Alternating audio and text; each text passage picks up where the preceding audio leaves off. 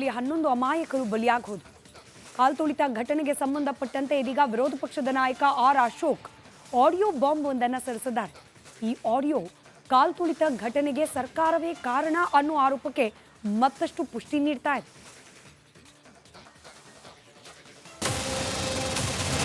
Cricket stadium ನಂದು, ನಾನು ಶಾಸಕ ಲಾಠಿ ಹಿಡ್ಕೊಂಡು ನಿಲ್ಸ್ಕೊಳ್ಳೋದು ನನ್ನ ಜವಾಬ್ದಾರಿ ಅಲ್ಲಪ್ಪ. ಕರ್ನಾಟಕ ಯಾರು ಸಿಎಂ? ಕೇಂದ್ರದ ಕಾಂಗ್ರೆಸ್ ನಾಯಕರು ಕನ್ಫ್ಯೂಸ್ ಆಗುತ್ತೆ. ಪ್ರಶ್ನೆ ಇಲ್ಲ. ಕಾಲ್ತುಳಿತ ಕೇಸ್ನಲ್ಲಿ ಆಡಿಯೋ ಸಂಚಲನ. ವಿಪಕ್ಷ ನಾಯಕ ಅಶೋಕ್ ಹೊಸ ಬಾಂಬ್. 18 ವರ್ಷಗಳ ಬಳಿಕ ಆರ್ಸಿಬಿ ಟಿ20ಯಲ್ಲಿ ಜಯಭೇರಿ ಬಾರಿಸಿತ್ತು. ಕೋಟ್ಯಾಂತರ ಅಭಿಮಾನಿಗಳ ಕನಸು ನನಸಾಗಿತ್ತು. ಆದರೆ ಆ ಖುಷಿ 18 ಗಂಟೆಯೂ ಉಳಿಯಲಿಲ್ಲ. ಭೀಕರ ಕಾಲ್ತುಳಿತ ದುರಂತ ಸಂಭವಿಸಿ 11 ಜನ ಉಸಿರು ಚೆಲ್ಲಿದ್ರು. ಕೇಸ್ ಸಂಬಂಧ ಸರ್ಕಾರ ಪೊಲೀಸ್ ಅಧಿಕಾರಿಗಳನ್ನಷ್ಟೇ ಸಸ್ಪೆಂಡ್ ಮಾಡಿ ಆಕ್ರೋಶಕ್ಕೆ ಗುರಿಯಾಗಿತ್ತು. ಇದೀಗ ಕಾಲ್ತುಳಿತ ದುರಂತಕ್ಕೆ ಸರ್ಕಾರವೇ ಕಾರಣ ಅಂತ ವಿಪಕ್ಷ ನಾಯಕ R Ashok audio bomb ಸಿಡಿಸಿದ್ದಾರೆ.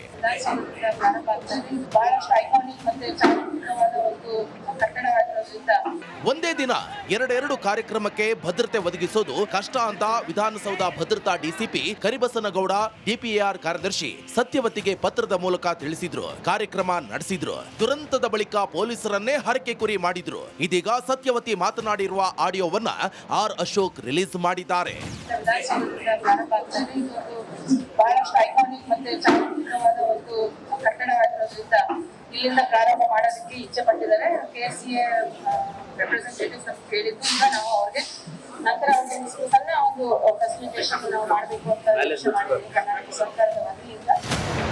ಕೇಳಿದ್ರಲ್ವಾ, CM ಆದೇಶದ ಮೇರೆಗೆ ಅನುಮತಿ ನೀಡಿದ್ದು ಅಂತ ಸತ್ಯವತಿ ಹೇಳಿದ್ದಾರೆ. ಇದೇ ಆಡಿಯೋ ತೀವ್ರ ಚರ್ಚೆಗೆ ಕಾರಣವಾಗಿದೆ. ವಿಪಕ್ಷಕ್ಕೆ ಕಾಂಗ್ರೆಸ್ ವಿರುದ್ಧ ಮತ್ತೊಂದು ಅಸ್ತ್ರ ಸಿಕ್ಕಂತಾಗಿದೆ. ಬಿಜೆಪಿ ವಿರುದ್ಧ ಮುಗಿಬಿದ್ದಿದ್ದಾರೆ. ಡೆಲ್ಲಿವರೆಗೂ ಕನ್ಫ್ಯೂಸ್ ಔಟಿದೆ. ಕ್ರಿಕೆಟ್ ಸ್ಟೇಡಿಯಂ ನಂದು, DCMದು, ವಿಧಾನಸೌಧ ನಂದು ಅಂತ ಗಲಾಟೆ ನಡೆದಿರೋದ್ರಿಂದ ಕೇಂದ್ರದ ಕಾಂಗ್ರೆಸ್ ನಾಯಕರಿಗೂ ಕನ್ಫ್ಯೂಸ್ ಔಟೈತೆ. ಯಾರು ಇಲ್ಲಿ ಕರ್ನಾಟಕ ಯಾರು ಸಿಎಂ ಅಂತೇಳಿ ಅದಕ್ಕೆ ಕೇಂದ್ರ ಬುಲಾವ್ ಮಾಡಿದ್ದಾರೆ. ಈಗಾಗಲೇ ಚೀಮಾರಿನೂ ಹಾಕಿದ್ದಾರೆ. ಕಾಲ್ತುಳಿತದ ಬಗ್ಗೆ ಗಣಿಗ ರವಿ ಉಡಾಫೆ ಮಾತು. ಕಾಲ್ತುಳಿತ ದುರ್ಘಟನೆಯಲ್ಲಿ 11 ಜನ ಅಮಾಯಕರು ಬಲಿಯಾದ್ರೆ ಕಾಂಗ್ರೆಸ್ ಶಾಸಕ ಉಡಾಫೆ ಮಾತನಾಡಿ ಜನರ ಆಕ್ರೋಶಕ್ಕೆ ಗುರಿಯಾಗಿದ್ದಾರೆ. ನಾನು ಇವತ್ತು ಶಾಸಕ, ನಾನು ಈ ಕಾರ್ಯಕ್ರಮ ಮಾಡ್ತಾ ಇದ್ದೀನಿ. ಪೊಲೀಸ್ನವರು ಗೊತ್ತಿದೆ, ಇಲ್ಲಿಗೆ ಬೇಕಾದಂತ ಸೆಕ್ಯೂರಿಟಿ ಕೊಡಬೇಕಾಗಿರೋದು ಪೊಲೀಸವ್ರ ಕರ್ತವ್ಯ. ನಾನು ಶಾಸಕ ನಂದಲ್ಲ, ನಾನು ಪೊಲೀಸ್ನ ಹಿಡ್ಕೊಂಡು ಲಾಠಿ ಹಿಡ್ಕೊಂಡು ನಿಲ್ಸ್ಕೊಳ್ಳೋದು ನನ್ನ ಜವಾಬ್ದಾರಿ ಅಲ್ಲಪ್ಪ. ಮತ್ತೆ ಪೊಲೀಸರತ್ತ ಬೊಟ್ಟು ಮಾಡಿದ ಸಚಿವರು. ಕಾಲ್ತುಳಿತ ದುರ್ಘಟನೆಗೆ ಭದ್ರತಾ ಲೋಪ ಕಾರಣ ಅಂತ ಸಚಿವ MB ಪಾಟೀಲ್ ಹೇಳಿದ್ರೆ, ಸಚಿವ ಸತೀಶ್ ಜಾರಕಿಹೊಳಿ ಹೇಳಿದ್ದು ಹೀಗೆ. ಆ ತನಿಖೆಯಲ್ಲಿ ಎಲ್ಲೆಲ್ಲಿ ಲ್ಯಾಪ್ಸ್ಗಳಾಗಿದ್ದಾವೆ, ನಿಶ್ಚಿತವಾಗಿ ಲ್ಯಾಪ್ಸ್ ಆಗಿದಾವೆ, ಇಲ್ಲಂತಲ್ಲ, ಎಲ್ಲಿ ಲ್ಯಾಪ್ಸ್ ಆಗಿದ್ದಾವೆ, ಯಾರು ಹೊಣೆ, ಅದಕ್ಕೆ ಯಾಕೆ ಗೊಂದಲ ಸೃಷ್ಟಿ ಆಯಿತು, ಇದರ ತನಿಖೆ ನಂತರ ಹೊರಗೆ ಬರ್ತದೆ. ತಲೆದಂಡ ಪ್ರಶ್ನೆ ಇಲ್ಲ. ಅದು ಯಾರು ತಪ್ಪು ಮಾಡಿದರೆ ಅವ್ರಿಗೆ ಖಂಡಿತವಾಗಿ ಶಿಕ್ಷೆ ಆಗೇ ಆಗ್ತದೆ. ಸೊ ಅದು ಎನ್ಕ್ವೈರಿ ನಡೀತಾ ಇದೆ. ಎನ್ಕ್ವೈರಿ ಬಂದ ಮೇಲೆ ಅದಕ್ಕೆ ಸ್ಪಷ್ಟವಾದಂಥ ಅಭಿಪ್ರಾಯಕ್ಕೆ ಬರಲಿಕ್ಕೆ ಸಾಧ್ಯ ಆಗ್ತದೆ. ಮೃತ ಭೂಮಿಕ್ ನಿವಾಸಕ್ಕೆ ಬಿಜೆಪಿ ನಾಯಕರ ಭೇಟಿ. ಹಾಸನದ ದಾಸರಹಳ್ಳಿಯ ಭೂಮಿಕ್ ನಿವಾಸಕ್ಕೆ ಬಿಜೆಪಿ ನಾಯಕರು ಭೇಟಿ ನೀಡಿ ಹೆತ್ತವರಿಗೆ ಸಾಂತ್ವನ ಹೇಳಿದ್ರು. ಬಿಜೆಪಿಗರ ಮುಂದೆ ಭೂಮಿಕ್ ತಂದೆ ಲಕ್ಷ್ಮಣ್ ಆಕ್ರೋಶ ವ್ಯಕ್ತಪಡಿಸಿದ್ರು. ನನ್ನ ಮಗನ ಹಿಂಗಾಗಿ ಒತ್ತುತ್ತಾರೆ ಸರ್, ಹೆಂಗೆಲ್ಲ ಇದು ಮಾಡ್ತಿದ್ದಾರೆ ಸರ್, ಅದೇ ಒಂದು ಆಂಬುಲೆನ್ಸ್ ವ್ಯವಸ್ಥೆ ಮಾಡ್ಬೋದಿತ್ತು. ಸಿಎಂಗೆ ಬಹಿರಂಗ ಪತ್ರ ಬರೆದ ವಿಜೇಂದ್ರ. ಕಾಲ್ತುಳಿತದ ಬಗ್ಗೆ ಬಿಜೆಪಿ ರಾಜ್ಯಾಧ್ಯಕ್ಷ BY ವಿಜೇಂದ್ರ ಸಿಎಂ ಸಿದ್ದರಾಮಯ್ಯನವರಿಗೆ 3 ಪುಟಗಳ ಪತ್ರ ಬರೆದಿದ್ದಾರೆ. ನಿಮ್ಮ ಸರ್ಕಾರ ತೆಗೆದುಕೊಂಡ ಬೇಜವಾಬ್ದಾರಿ ನಿರ್ಧಾರದಿಂದ ಅಮಾಯಕರ ಜೀವ ಬಲಿಯಾಗಿದೆ ಅಂತ ಸರ್ಕಾರದ ಆರ್ಸಿಬಿ ವಿಜಯೋತ್ಸವದಲ್ಲಿ 11 ಅಮಾಯಕರು ಬಲಿಯಾಗೋದು. ಕಾಲ್ತುಳಿತ ಘಟನೆಗೆ ಸಂಬಂಧಪಟ್ಟಂತೆ ಇದೀಗ ವಿರೋಧ ಪಕ್ಷದ ನಾಯಕ ಆರ್ ಅಶೋಕ್ ಆಡಿಯೋ ಬಾಂಬ್ ಒಂದನ್ನು ಸಿಡಿಸಿದ್ದಾರೆ. ಈ ಆಡಿಯೋ ಕಾಲ್ತುಳಿತ ಘಟನೆಗೆ ಸರ್ಕಾರವೇ ಕಾರಣ ಅನ್ನೋ ಆರೋಪಕ್ಕೆ ಮತ್ತಷ್ಟು ಪುಷ್ಟಿ ನೀಡ್ತಾ ಇದೆ.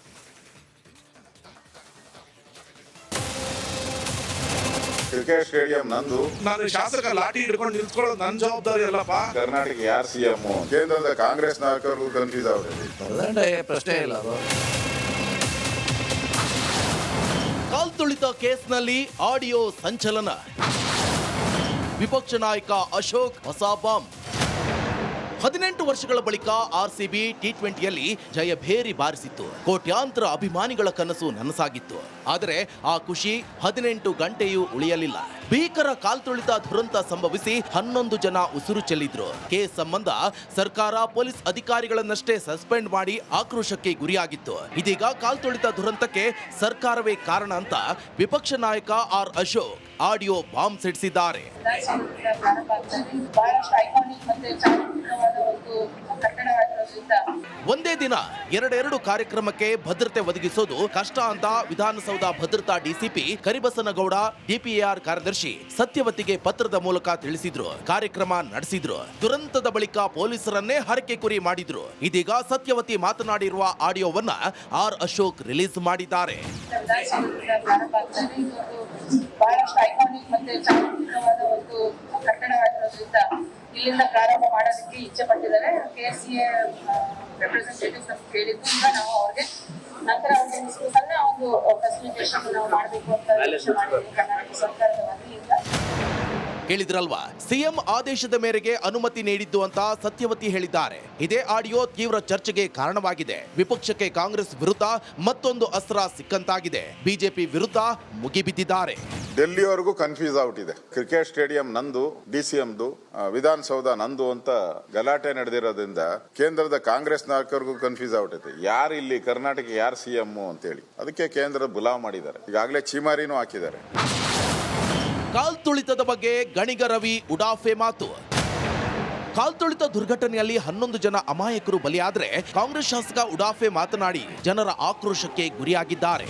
ನಾನು ಇವತ್ತು ಶಾಸಕ, ನಾನು ಈ ಕಾರ್ಯಕ್ರಮ ಮಾಡ್ತಾ ಇದ್ದೀನಿ. ಪೊಲೀಸ್ನವರು ಗೊತ್ತಿದೆ, ಇಲ್ಲಿಗೆ ಬೇಕಾದಂಥ ಸೆಕ್ಯೂರಿಟಿ ಕೊಡಬೇಕಾಗಿರೋದು ಪೊಲೀಸವ್ರ ಕರ್ತವ್ಯ. ನಾನು ಶಾಸಕ ನಂದಲ್ಲ, ನಾನು ಪೊಲೀಸ್ನ ಹಿಡ್ಕೊಂಡು ಲಾಠಿ ಹಿಡ್ಕೊಂಡು ನಿಲ್ಸ್ಕೊಳ್ಳೋದು ನನ್ನ ಜವಾಬ್ದಾರಿ ಅಲ್ಲಪ್ಪ. ಮತ್ತೆ ಪೊಲೀಸರತ್ತ ಬೊಟ್ಟು ಮಾಡಿದ ಸಚಿವರು. ಕಾಲ್ತುಳಿತ ದುರ್ಘಟನೆಗೆ ಭದ್ರತಾ ಲೋಪ ಕಾರಣ ಅಂತ ಸಚಿವ MB ಪಾಟೀಲ್ ಹೇಳಿದ್ರೆ, ಸಚಿವ ಸತೀಶ್ ಜಾರಕಿಹೊಳಿ ಹೇಳಿದ್ದು ಹೀಗೆ. ಆ ತನಿಖೆಯಲ್ಲಿ ಇವತ್ತು ಎಲ್ಲೆಲ್ಲಿ ಲ್ಯಾಪ್ಸ್ಗಳಾಗಿದ್ದಾವೆ, ನಿಶ್ಚಿತವಾಗಿ ಲ್ಯಾಪ್ಸ್ ಆಗಿದಾವೆ, ಇಲ್ಲಂತಲ್ಲ, ಎಲ್ಲಿ ಲ್ಯಾಪ್ಸ್ ಆಗಿದ್ದಾವೆ, ಯಾರು ಹೊಣೆ, ಅದಕ್ಕೆ ಯಾಕೆ ಗೊಂದಲ ಸೃಷ್ಟಿ ಆಯಿತು, ಇದರ ತನಿಖೆ ನಂತರ ಹೊರಗೆ ಬರ್ತದೆ. ತಲೆದಂಡ ಪ್ರಶ್ನೆ ಇಲ್ಲ. ಅದು ಯಾರು ತಪ್ಪು ಮಾಡಿದರೆ ಅವ್ರಿಗೆ ಖಂಡಿತವಾಗಿ ಶಿಕ್ಷೆ ಆಗೇ ಆಗ್ತದೆ. ಸೊ ಅದು ಎನ್ಕ್ವೈರಿ ನಡೀತಾ ಇದೆ. ಎನ್ಕ್ವೈರಿ ಬಂದ ಮೇಲೆ ಅದಕ್ಕೆ ಸ್ಪಷ್ಟವಾದಂಥ ಅಭಿಪ್ರಾಯಕ್ಕೆ ಬರ್ಲಿಕ್ಕೆ ಸಾಧ್ಯ ಆಗ್ತದೆ. ಮೃತ ಭೂಮಿಕ್ ನಿವಾಸಕ್ಕೆ ಬಿಜೆಪಿ ನಾಯಕರ ಭೇಟಿ.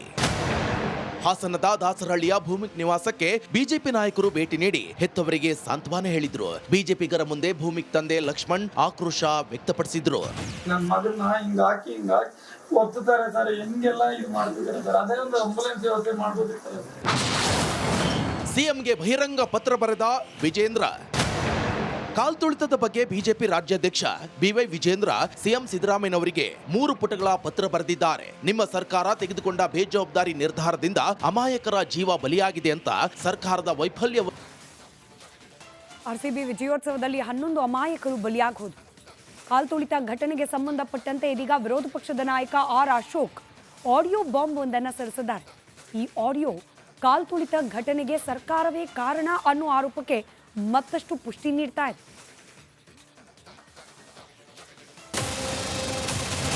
ಕ್ರಿಕೆಟ್ ಸ್ಟೇಡಿಯಂ ನಂದು, ನಾನು ಶಾಸಕ, ಲಾಠಿ ಹಿಡ್ಕೊಂಡು ನಿಲ್ಸ್ಕೊಳ್ಳೋದು ನನ್ನ ಜವಾಬ್ದಾರಿ ಅಲ್ಲಪ್ಪ. ಕರ್ನಾಟಕ ಯಾರು CM, ಕೇಂದ್ರದ ಕಾಂಗ್ರೆಸ್ ನಾಯಕರಿಗೂ ಕನ್ಫ್ಯೂಸ್ ಔಟಿದೆ. ತಲೆದಂಡ ಪ್ರಶ್ನೆ ಇಲ್ಲ. ಅದು